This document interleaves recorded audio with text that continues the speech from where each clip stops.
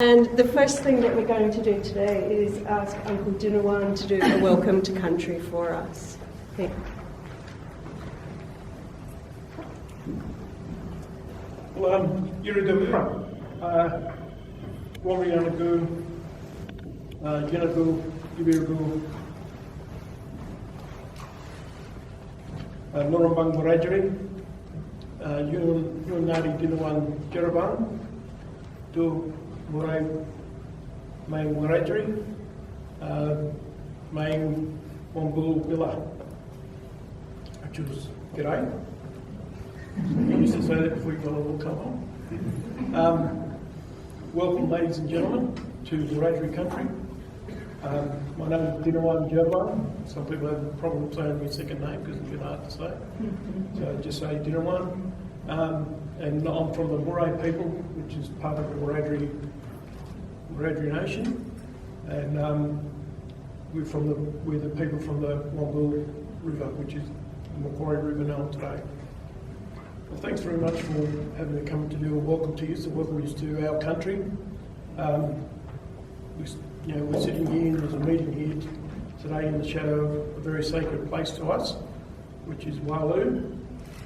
Other people know it as Mount Panorama, but our traditional place, Walu, which is a sacred place where our young boys are brought here to go through, to meet the challenges and get through, to go through, be initiated then into manhood and then be taken away by the men to be taught what their responsibilities are. But before those boys went with the men, the most important people in their lives were the women. Women were the ones who actually taught the boys how to do all the things that they needed to do. The men only took them away, and our blokes do, they just get away from the women for the day. Either go fishing or go hunting, shooting pigs or whatever else. We used to hunt kangaroo to bring back, but we'd have our day out away from the women. But the boys and the young girls all learnt their living skills from women, and that included the hunting, the gathering for food, and all those sorts of things. And where we are, as part of the initiation that the boys used to go through before they went up there, challenges that they had to meet before going up there was just down behind here. There's the creek, and there's a place down there called Three Women's Dreaming's Place. So that's where the women met and waited down there till the boys were finished, over where the engineering building is, where that was their last and final ceremonial ground where they did ceremony and those things. And then they were taken down, and the women took them down along the creek, over where Skillset is today, through where Skillset got their little yarn-up circle. So the yarning circle over there is right on the song line where the women used to take the boys, because the men went a different direction. The women took them more to the south. And they came around the bottom end of the mountain and then went up near the top.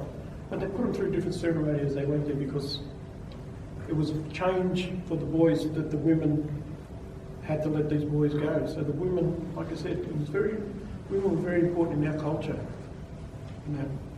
because they were the main carers, they were the life givers, and they were the ones who carried a lot of the knowledge about things. So that's why it's important for us that women be involved as much as possible in lots of different things too, and particularly our women, trying to get our women out there to do things and to be trained.